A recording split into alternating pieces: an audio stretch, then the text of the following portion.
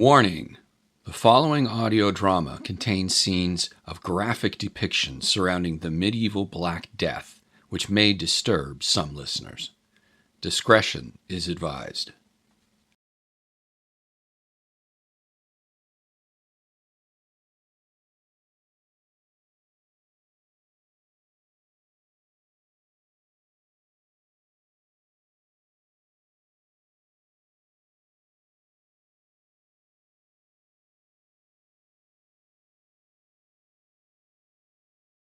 Previously.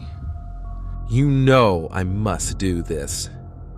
My mother beseeched me. You've never traveled into lands of such darkness before. It will be the end of us. Where have you gone? Rachel, come back! I thought such things only came after the ringing of bells. Rachel, he's the son of a nobleman.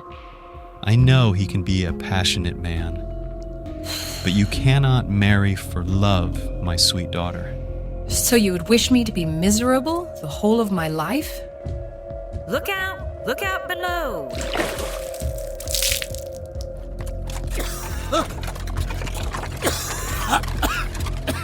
Surely they can be spared. You'd like his sheep, wouldn't you?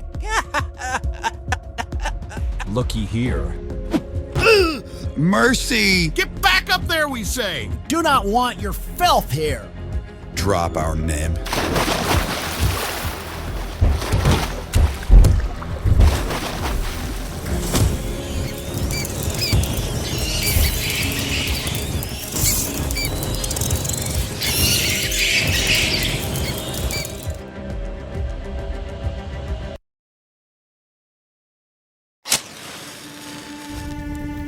Surrender Not the Flame. Episode 2. The Herald of Doom.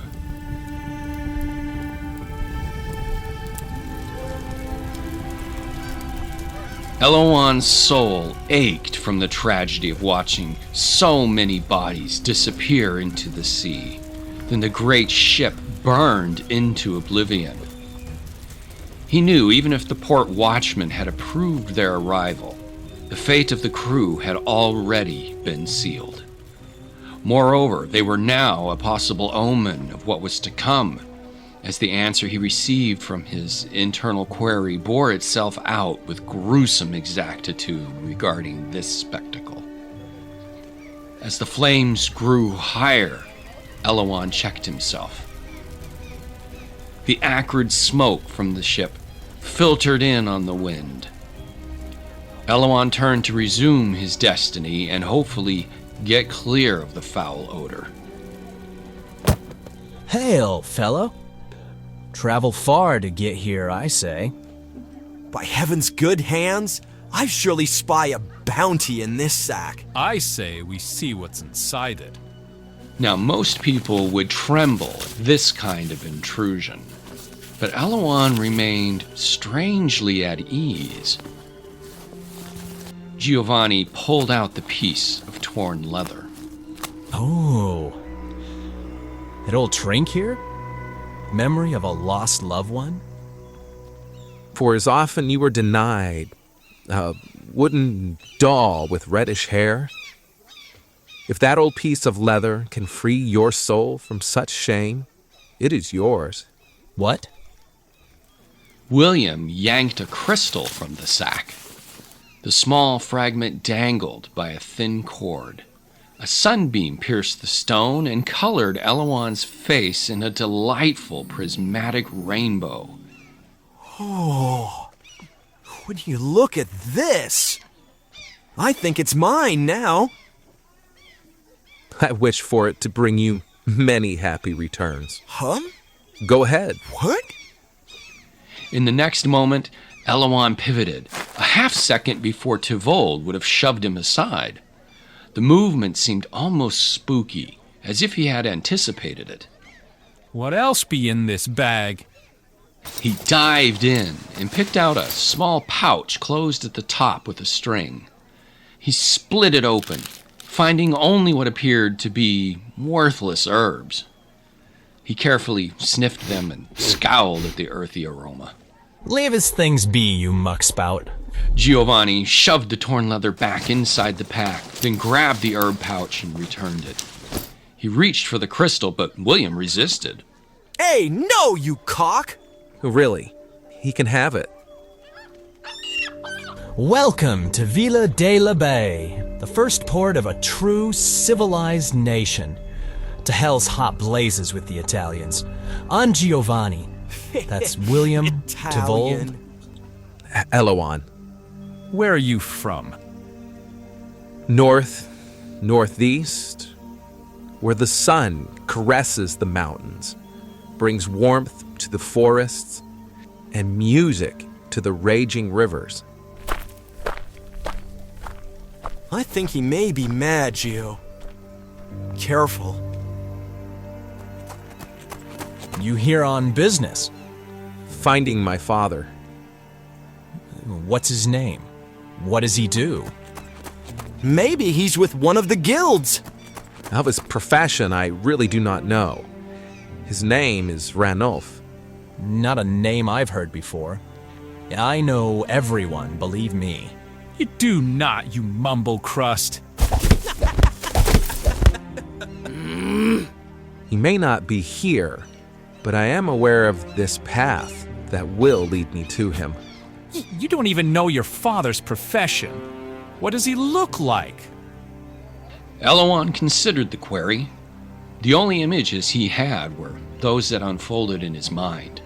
But those impressions would have showcased his looks from years ago. How Ranulph must appear these days, he had no idea. He shrugged, which resulted in all three boys giving each other a look of befuddlement. To them, Elouan was something truly eccentric, impossibly borderline crazy. You staying somewhere? I really wouldn't recommend many of the places here. They may not be open to your type. I will do well on my own. Thank you. My mother and father might be kind enough to grant you shelter. Giovanni winked at William. Elouan considered the offer, running it around inside the pit of his being. Nothing alerted him to anything dreadful, so he accepted with a polite smile. For someone passing on the street, it would have been impossible to tell if Elouan was naive or simply without fear. The thought certainly entertained the trio of ruffians.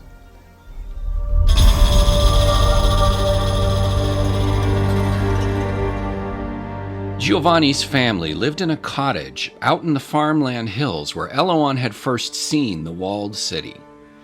Made of stone brick walls with a roof covered in a thick layer of thatch, the small house opened into a single large room, dirt floor, and a family-sized bed of reeds.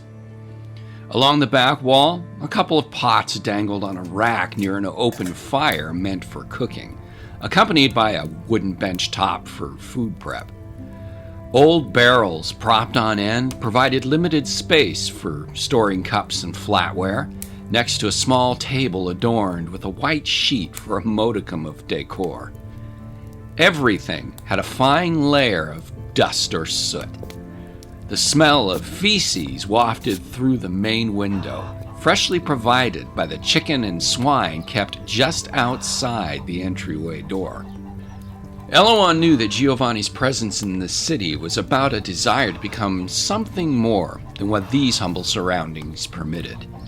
Yet this was his heritage, and the ability to move from one social class to another was nearly impossible.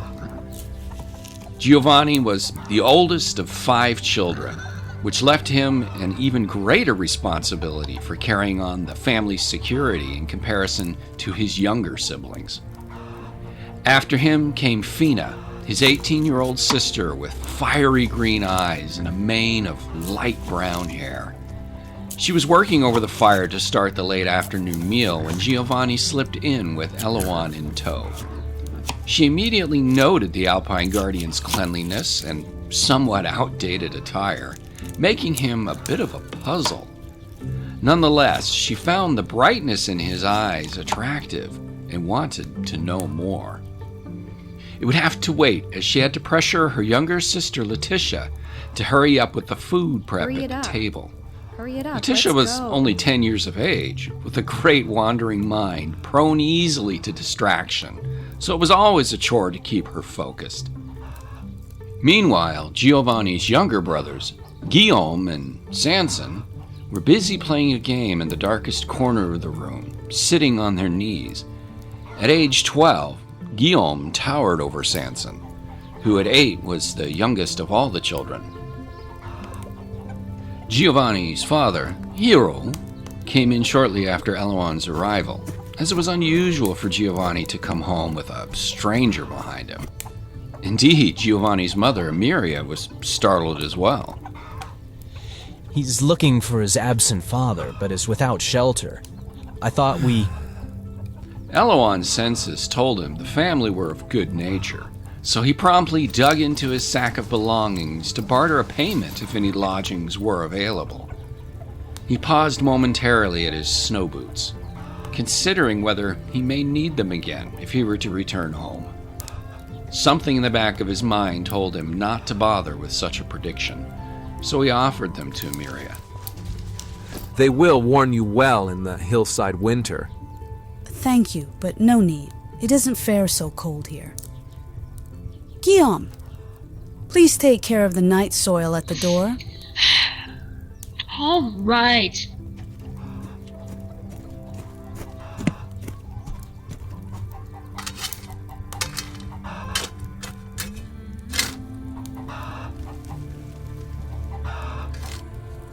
Sorry, son. We just don't have the provisions. And you were late again getting back from that town with what I asked you to buy. And we only have the single bed. No disrespect, you appear to be an honorable man. Elouan suddenly realized the entire family had no privacy of their own in this small home. Yes, they only had one bed, which revealed they all slept together. To ask a stranger to join them may not have been entirely foreign, but it would have been for him. He had his own dwelling space back in the Alps. Seclusion provided the best environment for meditation and to study his master's teachings without distractions. Besides, he wasn't certain he could manage the combined feeling of their personal energies wrapped around him were he to sleep among them. Hero and Emiria's refusal to accept him was a blessing in disguise, he wagered. Sanson! Let me after it, you brat! There's always the sheep barn. I can find my own way. Thank you for your kindness. Someone did poach a few sheep a couple of nights ago. I think it's Jayon. Hear ye, hear ye. The spoiled, the emperor in waiting, is always lying about us, not giving him our yield on his father's estate. I thought such lying was a sin. He's worse than the English. He'd steal a woman's sanctity before her heart, he would. Fina looked Elouan over as she rounded up the tiny chicks. She secretly hoped the insertion of her voice might give him a chance to notice her. Elouan tucked the boots back into his pack. I will be well enough on my own. Again, thank you. No, I mean, do you really have anywhere else to go?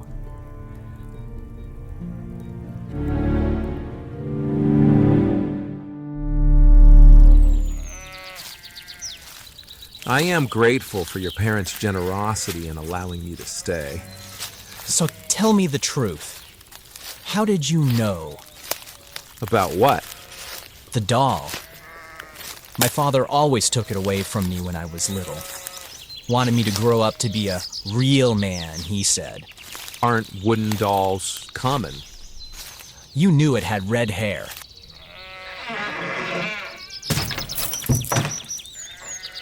You'll get used to the smell. As winter nears, you notice flocks of birds flying into the setting of the sun. And they do it the same time each year, yes?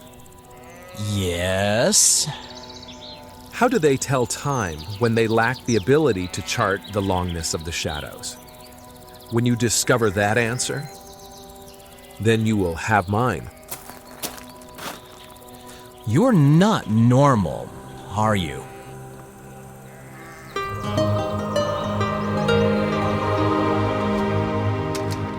Guillaume angrily scooped more poop from the pig pen and chicken coop as the sun began its evening journey toward the tips of the hills.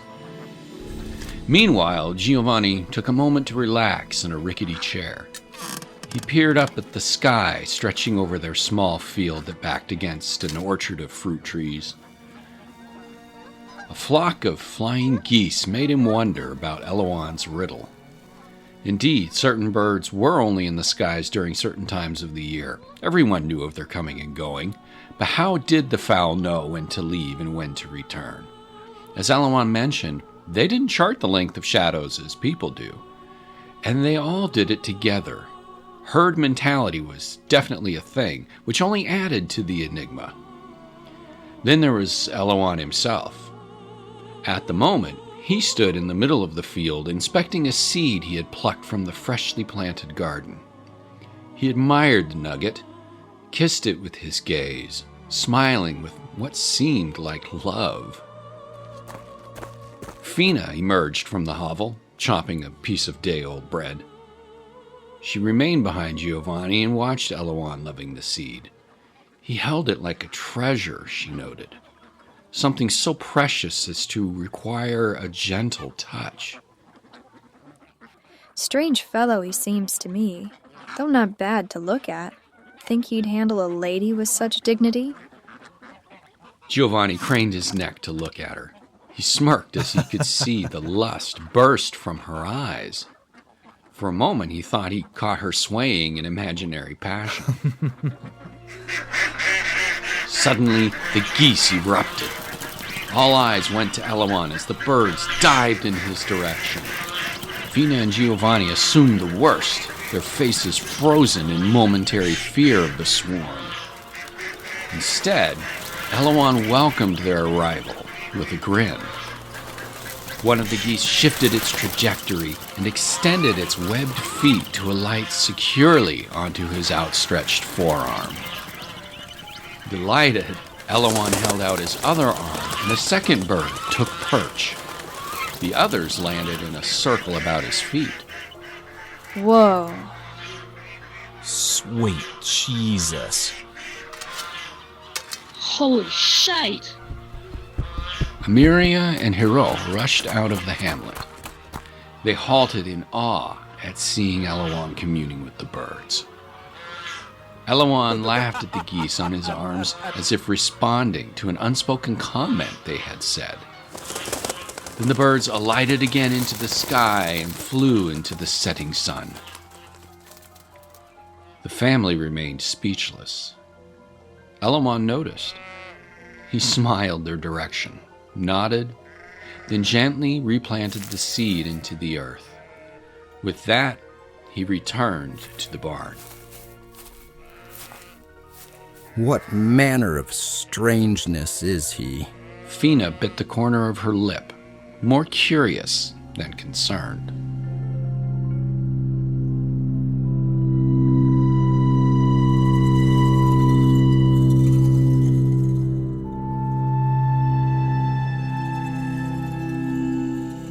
Shards of moonlight pierced the cracks in the barn walls and alighted upon Elouan, sleeping soundly inside one of the shack's few stalls.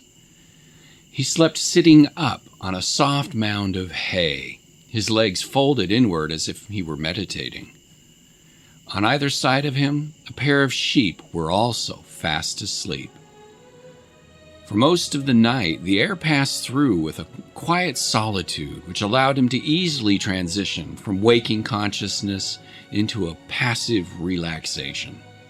It wasn't long before the grand depth of absorption into the universal abyss sequestered him into a pool of wonderful dreams about the new world he had been traveling. He had no idea the passage of time before a stirring in his consciousness promptly returned him to the fullness of the world. After his eyes adjusted to the dim of the shelter, he spotted a pair of black rats investigating for scraps. How innocuous they seemed, simply going about the duties of their nature. Elouan smiled, amused. How such an innocent pair of rodents had impacted the depth of his sleep. Suddenly, the sound of wood scraping captured him. It was coming from the door just outside the stall, from the narrow corridor leading to the fields. Elouan remembered his bargain to watch for a poacher. It also made more sense that his spirit would have aroused him to protect against such an intruder, rather than worrying about a few hungry rats. Elouan's feet found just the right spots to quickly and silently cross the dirt floor, so as not to alert the thief of his approach.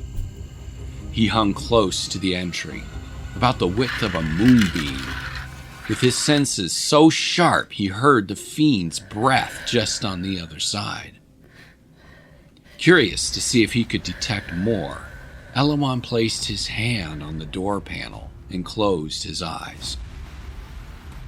He could sense the subtle field of his aura slowly passing through the wood, feeling its density, then struck by the cold of the nighttime air beyond.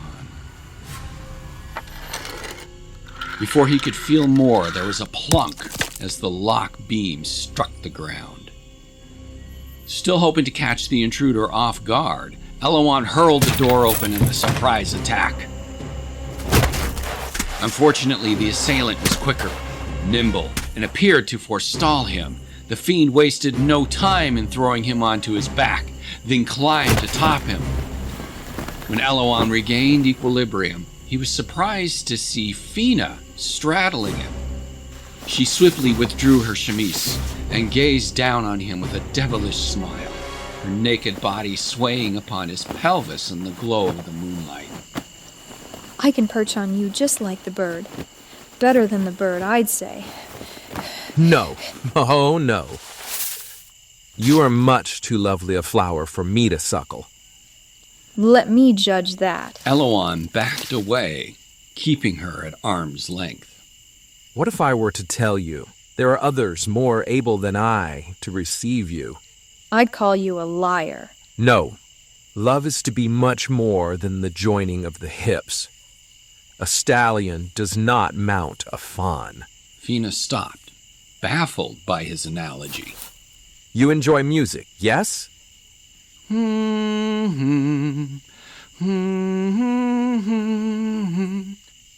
When you recognize how that fills your heart, then you'll also know when love has grasped your soul. It comes from here, the center of your chest, the depth of your soul, not elsewhere. I'm going back to sleep now. You should too.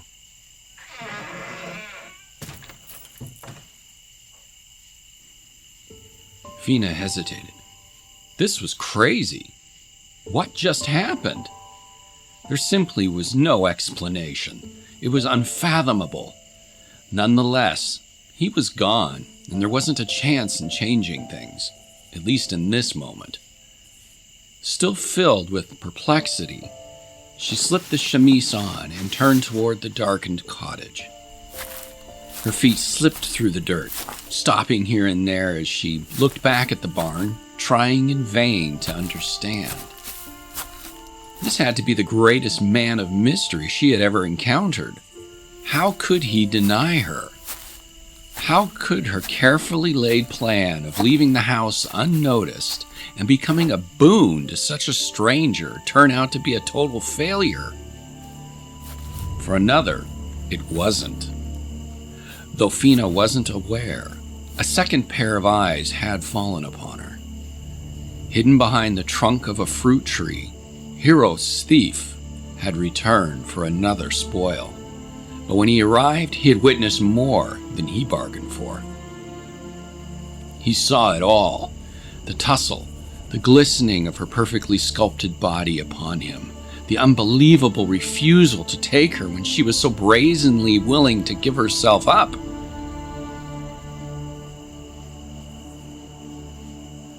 Plodding his way, he snaked along the perimeter of the trees, easily moving branches aside without a single snapping of a twig.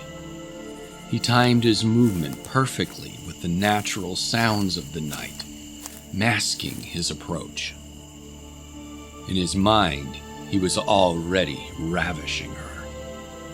His thrust through the trees grew faster, hurrying to turn fantasy into reality. It would only be a few seconds until he would be on top of her. The poacher stopped, glancing back at the barn to see Elouan had once again emerged. The intruder wondered if the strange young man had reconsidered Fina's offer and was looking to make good on her fantastic proposal. His answer came when Elouan fell to his rear, crossed his legs into lotus position, and closed his eyes. The thief let Fina go, keeping himself hidden within the trees.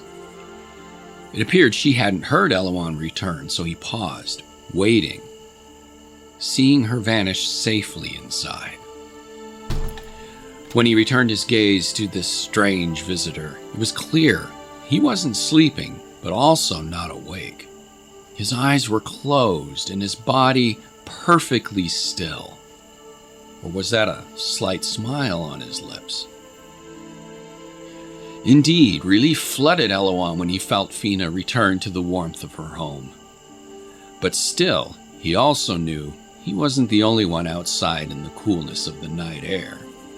His soul sensed the presence.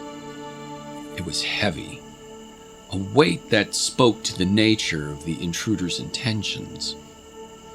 With a little focus, he knew the direction the thief had come, but more importantly, he could pinpoint exactly where he was at that very moment.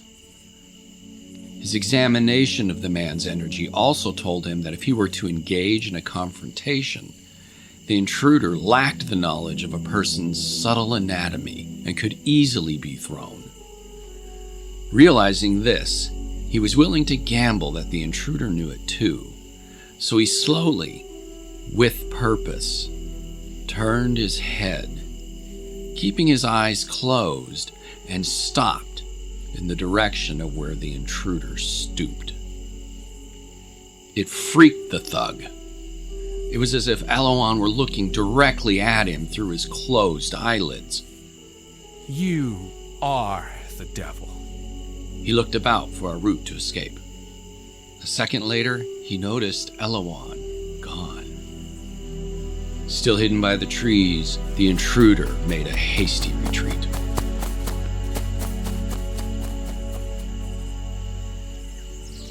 Elouan spent the next few days immersing himself in the new land he had committed to. He helped Giovanni and his family with sowing seeds, pulling weeds, mending deteriorated walls of the shed, as well as handling the sheep. It fascinated him how the family interacted with nature and their duties. He noted how they struggled, as if they were engaged in a dance to which they had never learned the steps, though it appeared to themselves they weren't the least bit aware of it. For the most part, his brief altercation with Fina didn't erupt into anything more. Nonetheless, she still took every opportunity, however fleeting, to nestle close. At first, Elouan thought it was to make assurances he wouldn't reveal her clandestine attempt to molest him, but then came to realize she was still probing. He trusted he could keep her at arm's length and perhaps offer some compassionate teaching on what he knew was a depth of affection she had not yet learned. Such acquisition of knowledge would then free her to meet a true connection of compatibility beyond himself. To this, he welcomed her occasional advance. Additionally, he assumed his presence was keeping the poacher at bay. He had felt him near a second night, but not afterward. No doubt the thief was aware Elouan was still lingering and reconnoitered to learn more about him. Perhaps he had seen enough to realize it would be futile to risk a skirmish. Despite all of this, Elouan remained on task in finding his father. Once done in the field, he spent a few hours each day roaming the countryside in an effort to peel back the cloak placed by society. The exploration created an opportunity to connect with the energies that permeated and gave rise to the land without the superimposed framework of reactionary beliefs constructed by its inhabitants. On his third day, studying the lanes between the trees of the eastern forest, he found the perfect spot to cast off any shadows. The greenery led him down a bank and opened to a wide stretch of river rapids. The chaotic water raced around a huge boulder, perfect for seated meditation. Yet it would take much effort to reach the perch without being swept away in the undulating currents. What's more, the river seemingly disappeared only a few body lengths beyond the rock. On closer inspection, and staying safely on the bank, Elouan saw that it spilled over a cliff nearly 100 feet high. Oh, but the view! The beauty of untouched forest and a valley of rolling hills glowing in the midday sun. The expanse seemingly opened its arms to embrace his soul. What better place to absolve oneself and unite with all life and its bounty? Elouan paused to consider the meditation rock. He released his foot from his shoe and dipped it firmly in the rushing water. It wasn't so much the coldness he was testing, but rather the ability to remain steadfast without being abducted by the current and hurled over the edge. Satisfied, he stepped out and began relieving himself of his clothes. Not only was it a chance to meditate and blend with life, but also get clean from the days of working in Giovanni's field. Once out in the water, he let his intuition guide him as to where to anchor his feet. The rapids pushed against him, coming up just above his belly button. His legs tensed while his toes curled about the heavy stones lining the riverbed. Though the water raged against him, so long as he remained calm and mentally open, he knew the eddies and undercurrents would lead him safely to the great central rock. The intensity swirled about him, but didn't at any time strike him as unforgiving.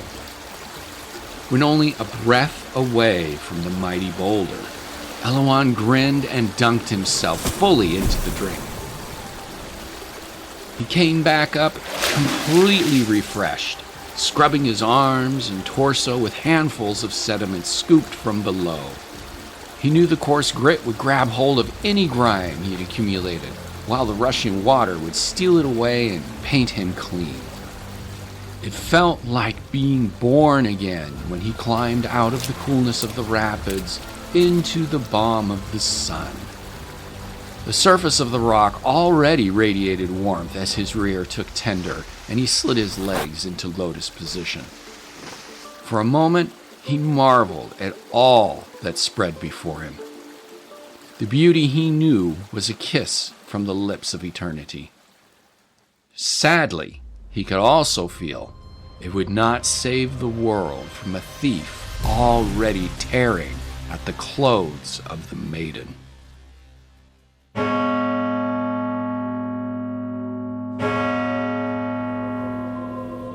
Elouan had a hard time grasping why people gave such reverence to a song when the lyrics made humanity seem so small and secondary to the creative power of the universe. He found it rather grim. To him, all life grew out of the universe and was therefore a representation of it. There was no separation, thus no secondary status to any life form, whether vegetable, animal, or mineral. He also couldn't understand why the choir sang it in Latin, a language clearly no one in the cathedral understood. Most everyone in the audience stared idly at their footwear, while others stole glances at other members' clothing, complete with a dullness behind their eyes. Elouan thought, they were just waiting it out. No sooner had he formed this realization did he notice Fina had cocked her head to spy at him. She sat on the other side of Giovanni, positioned right next to him. It appeared Giovanni venerated the choir as he kept his head bowed. When Fina saw that Elouan noticed her, the corner of her mouth lifted in a sly grin, accompanied by a sparkle in her eye. Elouan turned back to watching the audience. He noticed a handful of people feeling the foreheads of their loved ones. The expressions on some of the caregivers turned sour. A few lifted their heads to spy a pathway for discreetly exiting the Mass.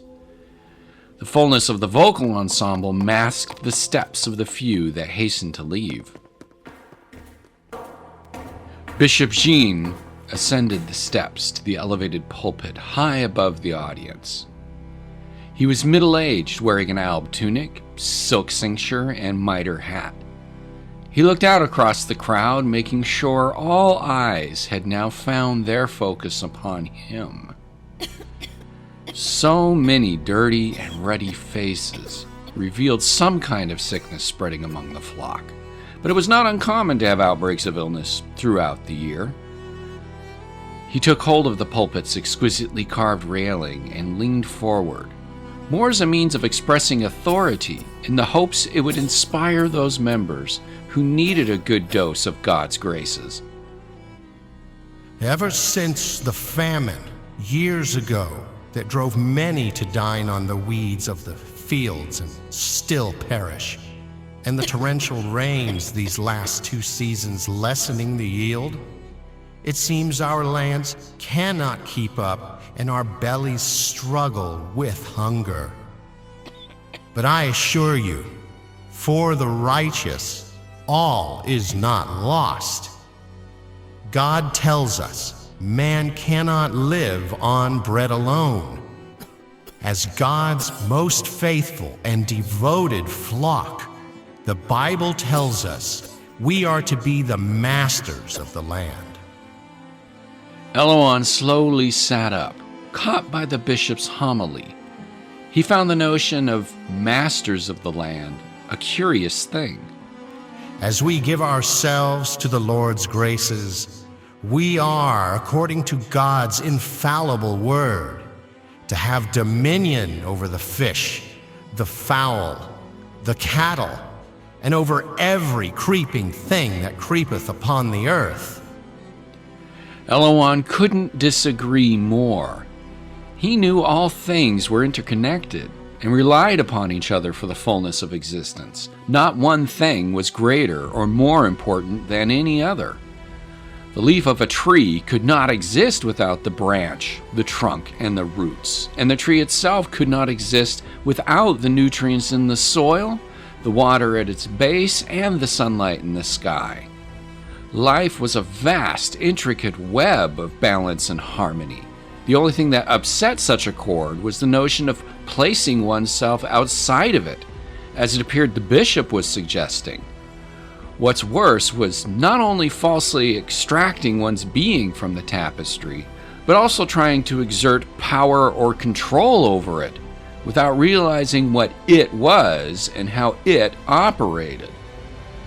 Elouan suddenly became anxious, fearing that the impending darkness might be descending because such an ideology acted like a soil that allowed only the growing of prickly thistles and not nourishing grain. Would the land not do for Jesus what Jesus called of it? In the Gospel of Holy Saint Mark, he cast a fig tree to bear no more fruit, and it did just that, no more.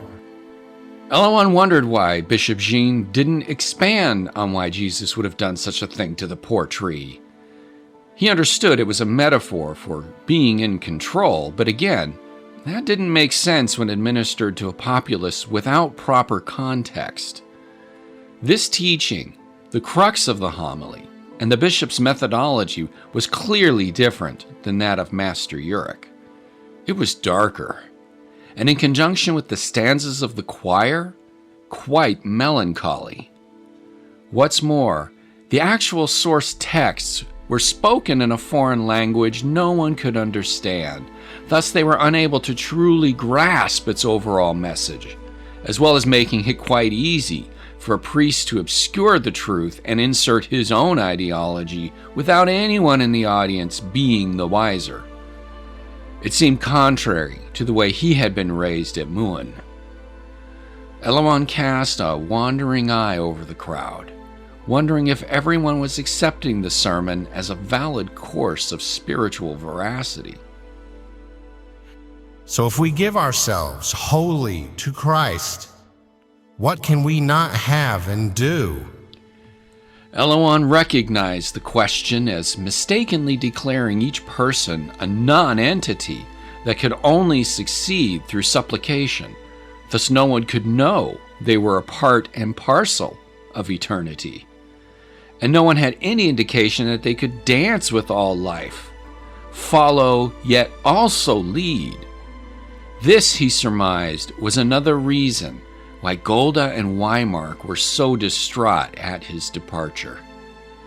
Though he might find his level of accord with nature's body, in a world where no one else had any inkling of such a thing, or worse, that they were at the mercy of all things and had to be in combat against it all, well, that just created an underlying river of distrust, one against the other, one against all life.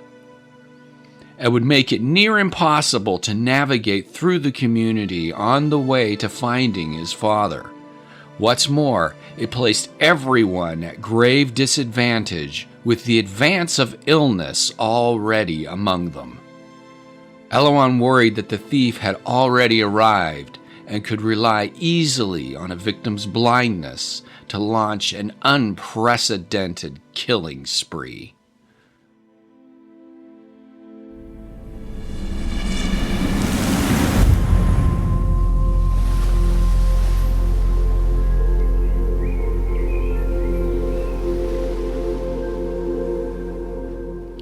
Elouan's misgivings were not swayed by the rest of the service.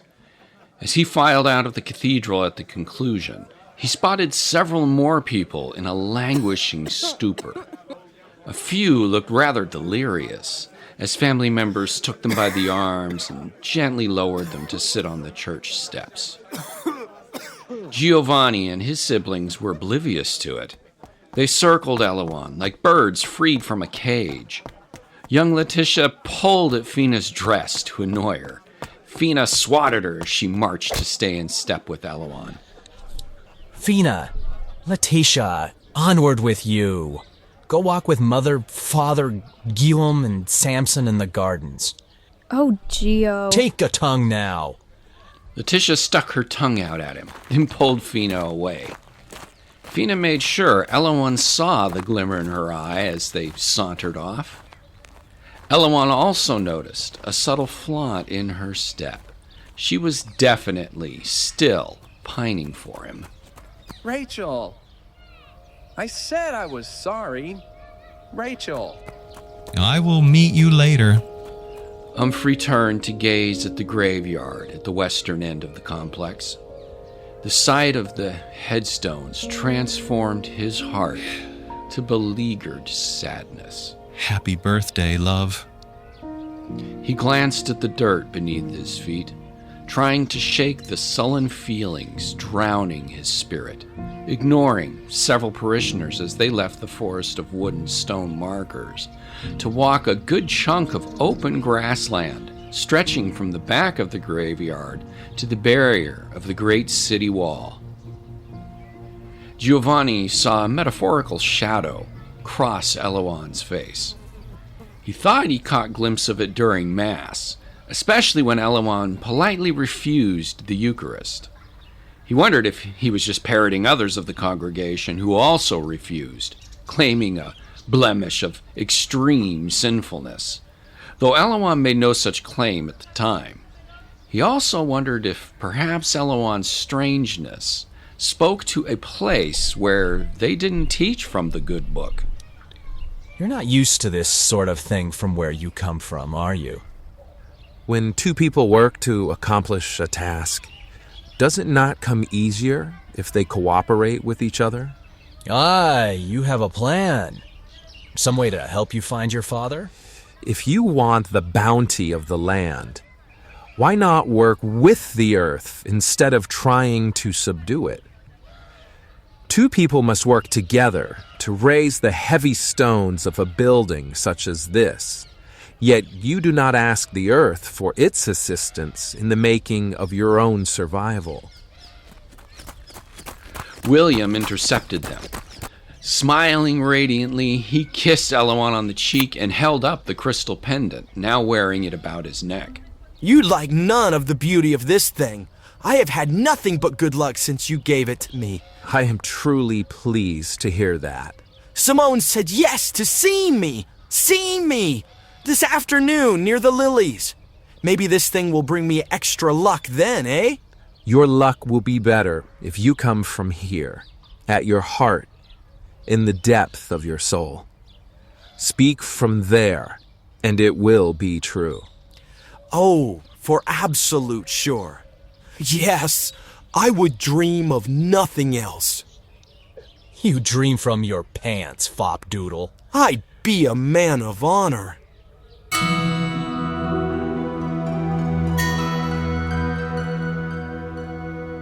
Jehan grabbed Rachel's wrist as she turned to leave a narrow alley. I know my behavior was unwanted. I cannot expect the favor of your forgiveness. Please. I hear that Sarah is not feeling well. Rachel. Jehan loosened his grip and let his fingers slip around her hand, then slowly knelt on one knee. I may not be able to make it up to you today, tomorrow, or even the year hence. He reached into an embroidered pocket and lifted a newly minted gold ring. The sun gleamed off its polished surface, bright and enticing. As he raised it to Rachel's finger, he spied a black rat lying on its side near the alley's gutter. The rodent quivered briefly in an odd seizure, then fell still in death. It struck Jehan as incredibly strange. Black rats were quite common, but this had to be the third or fourth in as many days he had seen perish. Had this been his first, he might have taken it as a sign his proposal to Rachel was foolhardy. Nonetheless, he wasn't going to let it deter his lust. It may take a lifetime for which I would gladly imprison myself with. Imprison? Do you repent or admit your guilt of sin? I have done nothing wrong. Papal soldiers held Isabel tightly about her arms, keeping her arrested. It was an ominous sight. The red plumes attached to their helmets indicated the illustrious power they held at the Pope's discretion. Their plated armor, which shielded their arms and torso and curved downward to fit over puffy leggings, signified their fearless means of using strength, combat, and the occasional spilling of blood to enact justice. There were about 10 of these imposing marshals. Those who weren't holding Isabel were brandishing spears taller than their fearsome height. They fell behind 2 dour priests dressed in full-length black cloaks. Father Gilbert was a wiry, thin-faced, cold soul with pale skin. He seared Isabel with his damning stare. By now, townsfolk had crowded, awed at the spectacle. You choose to feign ignorance. You accuse me of heresy. What did I do? Who is my accuser? You're not even of my parish. Your parish falls under our province, and your small place here isn't equipped to deal with heretics. What did I do? The ordeal stopped Elouan cold. He scanned each soldier, then paid special attention to the priests. That's Mrs. Isabel. Seems somebody has a grudge against her. Elouan transitioned his gaze to the struggling captive. He could see the dread behind Isabel's eyes and how each muscle of her body tensed from the fear. Moreover, the thickness of her energy billowing from her inner being was stifling. This was a woman in the moment of drowning. Her feet skid recklessly across the cobblestones as the sentries dragged her toward a prison wagon perched behind a highly decorated war horse. Authority! Tell them I'm innocent! You whored yourself to another man. You enchanted him with unholy spells and then took to him as a succubus. No. I have been a faithful wife. Authority! What she doesn't realize? It was probably him in the first place. See that mademoiselle over there? He's been looking to plant seeds in her field for some time, if you know what I mean. Not well enough that she's already one of the maids. Tivold suddenly ran up beside them. Another sinner gets divine justice. But she's innocent. Whoa.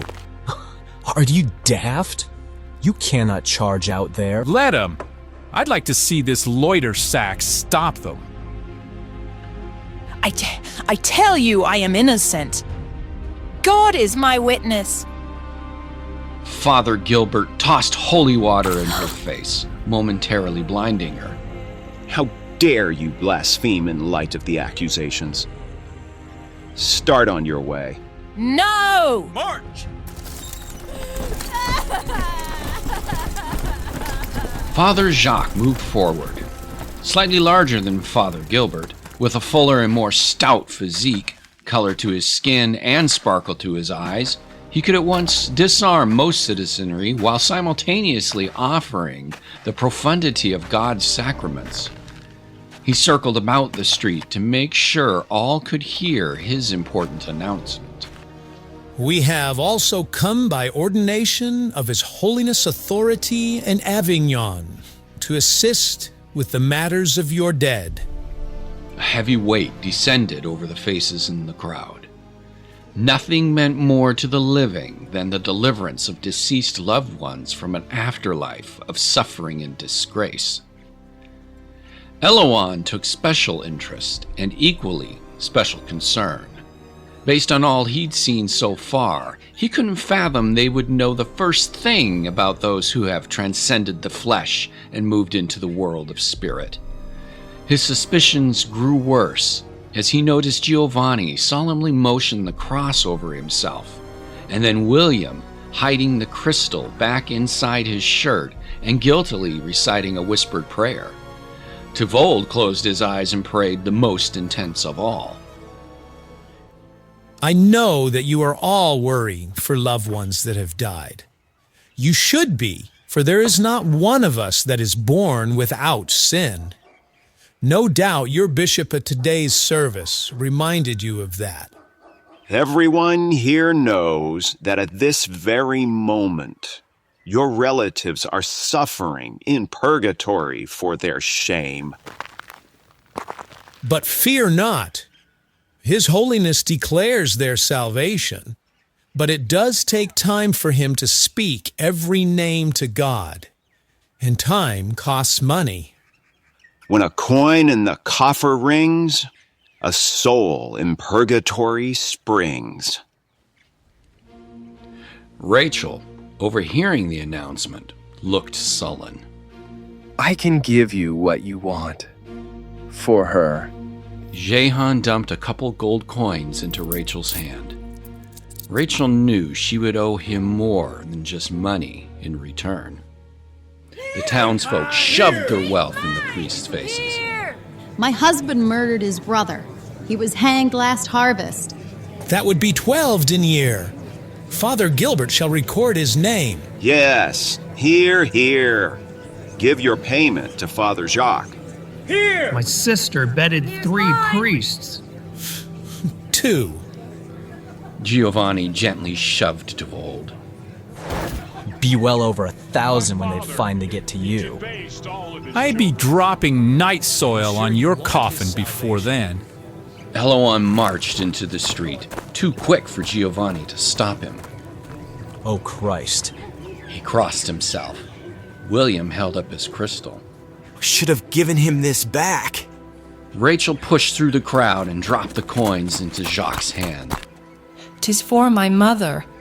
In a flash, the coins were in Elouan's fingers before Jacques could close his palm. Both Rachel and Jacques were stunned. Elouan handed the money back to Rachel, his eyes piercing as he looked at her. She wants not that you pay for the life she gave you. You impudent! Elouan turned his fiery gaze to the priest. Humble he who is the servant of the Lord? The papal soldiers circled, ready to arrest him. Suddenly, Elouan reached into Jacques' hood and grasped his ear.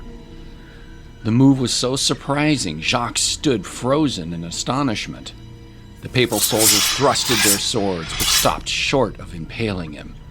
He is mad. Let him go. Let him go, boy. Elouan closed his eyes. Jacques' face tightened with a look of odd bewilderment. Let he who bears no sin toss the first stone. The two stared at one another, soul to soul. Not exactly the phrase, but close enough. Elouan pulled away. The rage inside Jacques had strangely disappeared. Jacques motioned to the soldiers. We go. The soldiers hesitated, perplexed by this sudden change. Father Jacques joined Father Gilbert, and together they headed toward decorated horses. What did he do to you? Is this witchcraft? Jacques mounted the horse, then gave Elouan a mystified look. No. Another citizen stepped forward to buy an indulgence. No. We are done here. The dejected believer returned to the sideline. Father Gilbert, looking worried, mounted his horse. The papal soldiers stared ominously at Elouan, then lowered their swords and marched in tow as the company started home. The crowd dispersed. Several gave Elouan an uncomfortable glare. You didn't need my stone after all. Rachel stared at Elouan in astonishment as Jehan came to her rescue. Jehan glowered at the strange Alpine guardian. What did you do? Who are you? Elouan ignored him as he kept a penetrating gaze on Rachel. Your happiness is her gift to you on her special day. Jehan pulled Rachel into the crowd. Rachel couldn't keep her eyes off Elouan as she left. Get rid of that demon, Giovanni. Anyone who can fend off the power of the Holy Papacy and who also comes with charms would be something of a sorcerer, I would say. Giovanni met Elouan in the street. Tavold watched with suspicion. Elouan took in the warmth of the sun and smiled.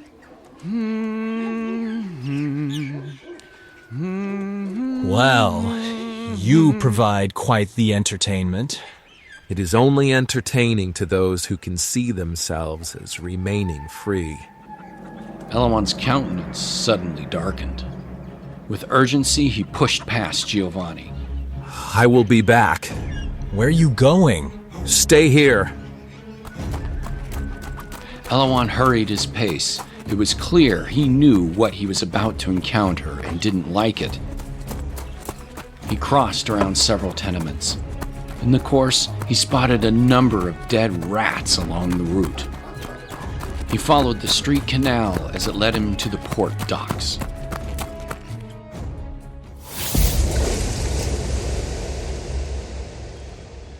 Elouan spotted Merovec at the end of the pier, staring out at the open waters.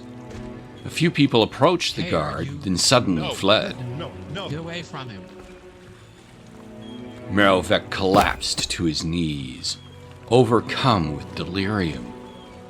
He reached to the side of his neck and felt the welt that had risen up like a fleshy onion. Me lord.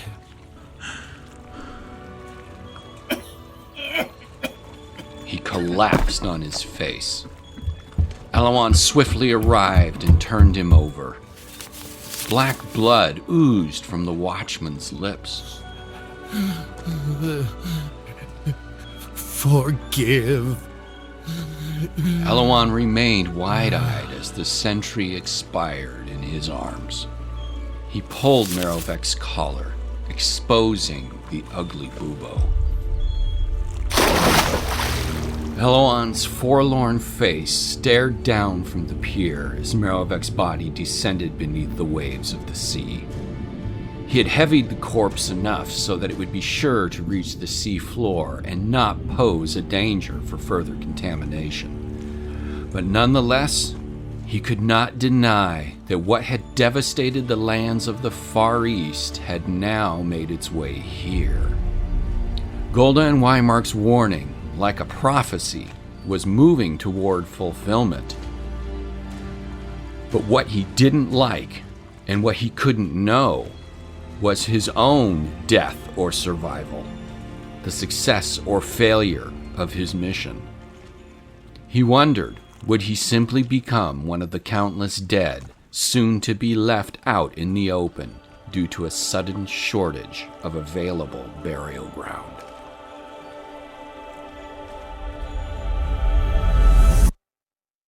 Next time. How is she? She had been breathing corrupted air. Miasma. Promise me you'll stay out of the town. Everyone's life here may depend on it. That might be a bit of a problem. My parents have been invited to the Duke's Manor later in the week. That's him! He took the money right out of the good father's hands. Are the words of my son true? Did you take money from a servant of the Lord doing the Lord's work? You told me my mother would not approve on her special day. You meant her birthday, didn't you? Are you a sorcerer? Do we not know that the ocean turns into mist, that turns into rain, that comes down the rivers and back out into the oceans again? I beg to Almighty God! What is happening to me? Very soon, you're going to be walking down a long tunnel with a bright light at the end, brighter than the sun.